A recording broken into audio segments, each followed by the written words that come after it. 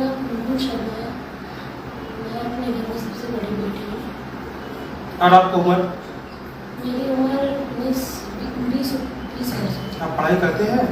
Sir मैं पढ़ाई करती हूँ। कौन सा क्लास में आप पढ़ाई करते हैं? सर मैं कॉलेज स्टूडेंट। कॉलेज स्टूडेंट, कौन सा कॉलेज में? सर मैं यहाँ पे रिवरसाइड एजुकेशन कॉलेज है उसकी स्टूडेंट। तो आपके भाई ने बताया कि पैसे की तंगी के कारण उनका पढ़ाई डिस्टर्ब हो गया, तो आप कैसे पढ़ रहे हैं?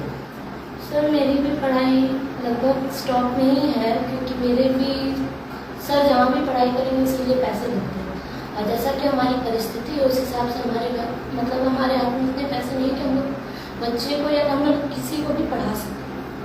तो मैंने बीच में सुना था कि शायद अग्रसेन स्कूल से भी आपको स्टॉप करने के लिए बात हो गया था।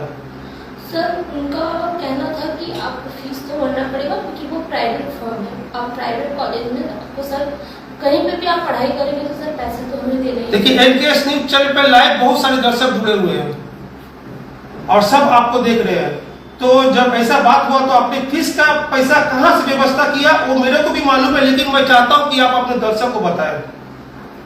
आप रोइए मत, मैं आपके मदद के लिए आया हूँ। अगर आप रोइएगा तो आप लड़ नहीं पाइएगा और मैं आपकी शक्ति बन के आया हूँ। आप बताएं आप पैसा कहाँ से फीस का व्यवस्था किए हैं, वो मेरे को मालूम है, लेकिन आप बताइए दर्शक को।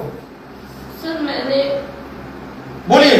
छोटे मोटे वर्क फ्रॉम होम में 400-500 का काम कर करके थोड़ा बहुत जुगाड़ के मैंने इकट्ठा किया था, बस उसी से मैंने अपनी पढ़ाई का पेपर में उतना अर्न नहीं कर पाई कि मैं अपने भाई का भी खर्चा उठा सकूं। और मेरे पापा की ये जो दिक्कत है इसके कारण से मेरे भाई का फीस बिल्कुल पेड नहीं हो पाया, जिसके कारण मेरे भाई का पढ़ाई रुक गया। और मैं बड़ी बहन हूँ इस घर की, तो मुझे खुद खराब लगता है कि मैं अपने पापा को कोई हेल्प नहीं कर पा रही, क्योंकि एक बड़ा बच्चे का जिम्मेदारी होता है कि अगर घर में कोई भी काज है तो उसको संभालना होता है।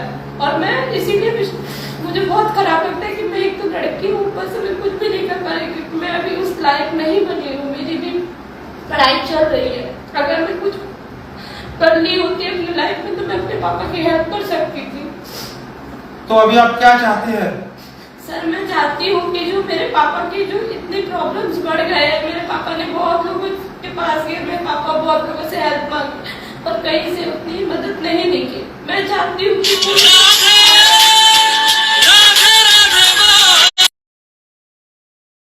उनके पास मदद मांगने के लिए गए थे इस पिछले साल, पर उधर से भी उतनी कुछ नहीं मिल रही है। तो मुझे बस मैं चाहती हूँ मेरे पापा इस प्रॉब्लम से निकल जाए, क्योंकि सर इस प्रॉब्लम के पहले हम लोग बहुत अच्छे से थे, खुशी फैमिली थे। जब से ये प्रॉब्लम शुरू हुआ हमारा फैमिली पूरा अस्त व्यस्त हो गया है। अच्छा, अब जब कभी आपके आसपास में कोई प्रमोटर का नाम आता है तो आपको कैसा एहसास होता है? सर मेरे को प्रमोटर नाम से चिढ़ हो चुकी है, क्योंकि मुझे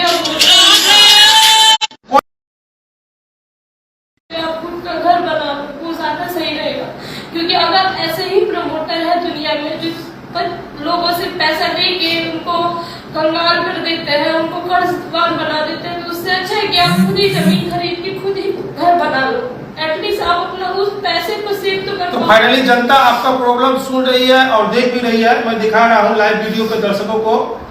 तो एक बार दर्शकों को बताइएगा कि प्रमोटर नाम से आपको कैसे चिढ़ होता है? सर मैंने देखा है उस प्रमोटर ने मेरे पापा को जिस तरीके से फंसाया, उसके बाद जिस तरीके से मेरे पापा आज जो लोग मेरे पापा के साथ थे, जो मेरे पापा को नमस्कार करते थे, उनसे मेरे पापा गाली सुन रहे। तो मैं एक बड़ी बेटी, मुझे खराब लगता है ये देख के कि जो इंसान एक समय पे मेरे पापा की जी हुजूरी करता था, सब नमस्कार करता था, उन्हें पूछता था, आज कोई पूछ भी नहीं रहा। तो समय परिवर्तन मैंने खुद देखा है ये। और तो इसके जिम्मेदार आप किसको देना चाह रहे हैं? सर प्रमोटर गोपाल साहब और उसका पार्टनर अभय जोशी। प्रमोटर गोपाल साहब और उनके पार्टनर अभय जोशी। उनके पार्टनर अभय जोशी, ये रहते कहाँ है? हमारे हावड़ा वासियों को पता चलना चाहिए कि गोपाल साहब और अभय जोशी नामक कोई ऐसा प्रमोटर है जो एक हंसता खेलता परिवार को खत्म कर दिया। सर अगर प्रमोटर गोपाल साहब की ठिकाने का पता खोला जाए तो उनका कोई एक ठिकाना नहीं है, वो उनके बहुत सारे ठिकाने हैं। ऐसे हाल फिलहाल में हमें सुनने में मिला था कि वो तरपाड़ा साइड या कहीं रहते हैं, किंतु वो एक जगह नहीं रहते, वो कहीं भी कुछ फ्रॉड करते हैं, वो दूसरा अगर सुनिए तो मैं आपको एक बात बताता हूँ, मैं एक रिपोर्टर हूँ और मैं संविधान को बढ़िया से जानता हूँ। गोपाल साहु कितने भी लंबे हो, अभय जोशी के हाथ कितने भी लंबे हो, कितने भी पावर हो, लेकिन कानून जब अपना शिकंजा कसता है ना, तो अच्छे को पानी पीना पड़ता है। तो गोपाल साहु से आपको जो तकलीफ पापा का है, लेकिन आप लोगों का तकलीफ जनता देख रही है, और एक बार आप अनुरोध फिर से जनता को कीजिएगा। मैं जनता से गुजारिश करती हूँ, और मैं ये लाइव चैनल चल रहा है, इसमें बहुत लोग जुड़े हैं, बहुत लोग देख रहे हैं। मैं सबसे गुजारिश करती हूँ कि मेरे घर में जो दिक्कत, मेरे पापा की जो दिक्कत बढ़ गई है, उस दिक्कत का कोई सॉल्यूशन निकाला जाए। मैं हावड़ा कमिश्नर और बेलूर थाना और हावड़ा सिटी के जितने भी बड़े से बड़े लोग हैं, उन सबसे हाथ जोड़ के गुजारिश करती हूँ कि हम लोगों को मदद करें हमारी। हम लोग जो फंस गए हैं उस चीज से हमें निकाला जाए। तो आगे से आप एक जनता को वादा कीजिए कि आगे से आप आत्महत्या के बारे में नहीं सोचेंगे। सर, आत्महत्या के बारे में कोई सोचता नहीं है सर, मजबूर हो जाता है इंसान। तो मजबूरी में आत्महत्या करना कोई सलूशन नहीं है, और मैं इसका विरोध करता हूँ।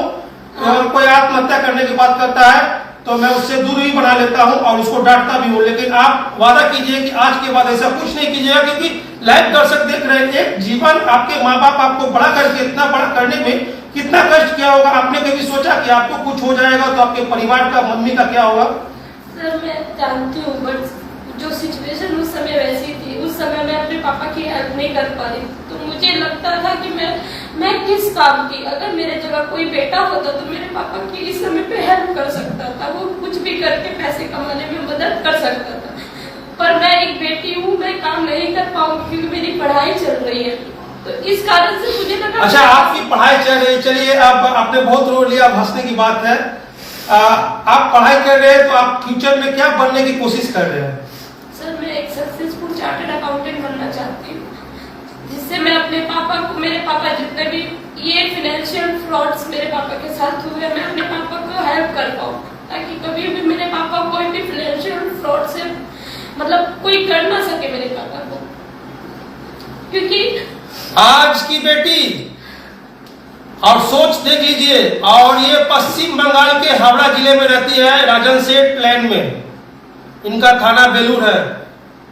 मैंने कहा था सत्य के साथ, मैं ये रिपोर्टिंग जो करता हूँ मैं पैसे के लिए नहीं करता हूँ, और जहाँ पब्लिकली पूरा गलत होता है वहाँ मैं खड़ा रहूंगा, और एनकेएस न्यूज चैनल से जितना तक मदद मिलेगा मैं बेलूर पुलिस, हावड़ा कमिश्नर से अनुरोध करूंगा कि तत्काल इन लोगों का मदद किया जाए। और पिछले 1 साल से जो इनके पापा के साथ में 3 साल से फ्रॉड चल रही है, और 1 साल से 3 बार कंप्लेन हो चुका है, उस पर तत्काल एफआईआर करें। कानून का मजाक ना बनाएं, क्योंकि सभी पुलिस ऑफिसर खराब नहीं होते। वेस्ट बंगाल हावड़ा डिस्ट्रिक्ट के अंदर में आता, वेस्ट बंगाल के अंदर में हावड़ा डिस्ट्रिक्ट आता है, और हावड़ा डिस्ट्रिक्ट में अभी हमने सुना है हमारे पूर्व आईपीएस त्रिपाठी जी चले गए हैं, और वहाँ पे एक नया कमिश्नर आया है, मैं उनका नाम अभी मेरा दिमाग में नहीं आ रहा, लेकिन अगर ये वीडियो मेरे कमिश्नर साहब तक जाए तो मेरा अनुरोध रहेगा, इस बच्ची का एक बार वक्तव्य सुन लीजिएगा। आप कमिश्नर साहब से कुछ अनुरोध करना चाहते हैं? सर, मेरी सबसे एक ही गुजारिश है कि मेरे पापा को इस मुसीबत से निकाल दिया जाए, ताकि हम लोग सब जो हमारे पैसे फंसे हैं वो हमारे सारे कर्जे के ही हो चुके हैं, क्योंकि 3 साल से मेरे पापा बहुत ज्यादा ही कर्जे में डूब गए हैं। चलिए, तो दोस्तों आप देख रहे थे नेशन किंग समाचार, और इस कहानी का मैं यहीं पर दी एंड करता हूँ। आप लोग बने रहे, फिर आएंगे।